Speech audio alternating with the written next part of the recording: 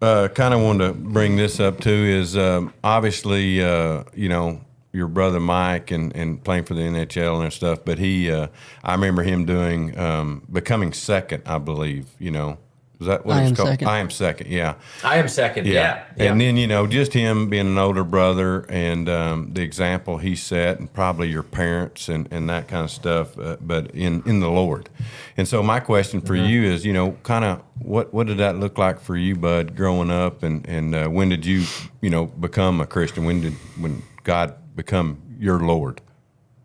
hmm Yeah, so I came from a Christian home. I was very fortunate, blessed to come from the home that I did. Both parents are super solid. My mom is a prayer warrior. My dad is a leader by example, and they both are, always giving. And so that was modeled to me very early on in growing up. Our home was always open. In fact, right, my grandparents' home was always open to missionaries and always trying to give in any way that they could. And so I saw that, that hands and feet aspect of our faith very, very early.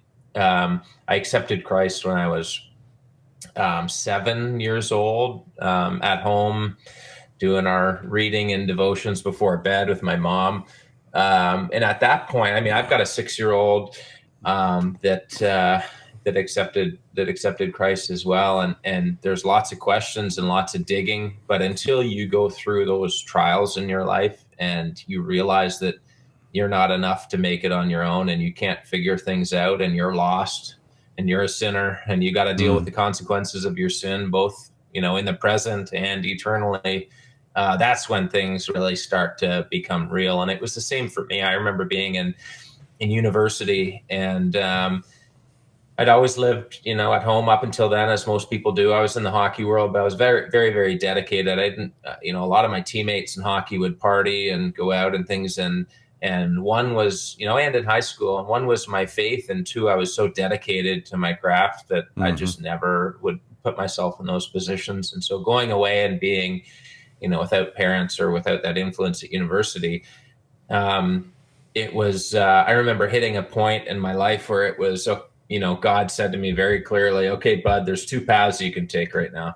You can take this one with all the guys and and the girls and the fun and the partying and everything else, or you can take this path over here that I've called you to, and you can obey, and you can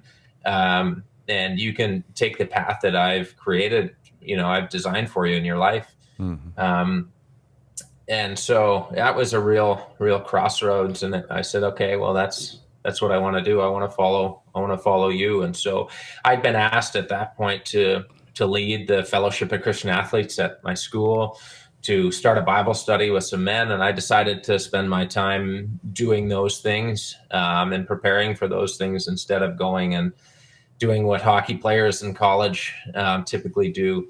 And so that was really when it became a little bit more difficult for me, and there was a little bit more persecution, and a little bit more pressure, then.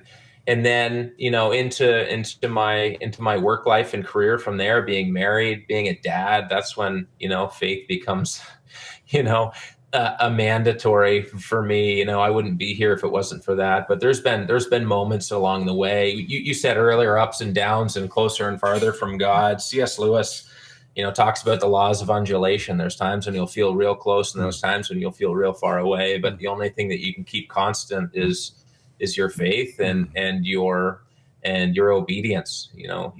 Same author says there's nothing more powerful than a Christian that doesn't feel the presence of God but still obeys. Mm-hmm. And so that's been something that I've been working through for 36 years in my life.